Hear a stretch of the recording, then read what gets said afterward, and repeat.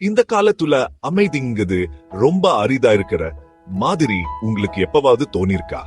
ஒருவேளை நாம ஒரு சின்ன விஷயத்தை மறந்துட்டோமோ என்னவோ. பிரேக்தவங்கிட்ட இருந்து அன்பையும் மன்னிப்பையும் நாம எல்லாருமே எதிர்பார்க்கிறோம். ஆனா நாம அதை திருப்பி தட்டுறோமா? பெரும்பாலும் இல்லைன்னு தான் சொல்லணும். அன்பும் மன்னிப்போம் எங்க இருக்கோ அங்க தோல்விகள் இருக்கலாம். ஆனா அமைதியும் உண்மையான சந்தோஷமும் கண்டிப்பா இருக்கும். ஒரு எதிரிக்கு கொடுக்கக்கூடிய சிறந்த தண்டனை என்னன்னு உங்களுக்கு தெரியுமா?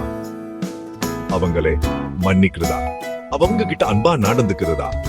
அது பழி வாங்குறதை விட சக்தி வாய்ந்தது.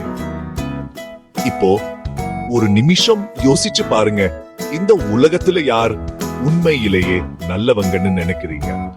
உண்மை என்னன்னா, யாரும் முழுசா நல்லவங்களும் இல்லை, முழுசா கெட்டவங்களும் இல்லை. நாம எல்லாரும் மனுஷங்க தான். சில நேரம் சுயநலமா இருப்போம், சில நேரம் சூழ்நிலைக்கு ஏத்த மாதிரி மாறிடுவோம். யோசிச்சு பாருங்க, ஒரு சிங்கமான வேட்டையாடுதுன்னா அது கெட்டதுன்னு அர்த்தம் இல்லை, அது உயிர் வாழறதுக்கு அப்படி செய்யுது. நீங்க ஒரு சிங்கமா இருந்தாலும் நல்லவரா மட்டுமே இருந்து வாழ முடியாது. இந்த பூமி நம்ம எல்லாருக்கும் சொந்தமானது. நாம இங்கே நம்ம வாழ்க்கையே வாழ வந்திருக்கோம், மத்தவங்க வாழ்க்கையே இல்லை. அதனால மன்னிக்கவும் மன்னிப்பு கேட்கவும் கத்துப்போம். அன்பை பகிர்ந்துப்போம், அதே சமயம் அன்பை பெறவும் தயாராயிருப்போம்.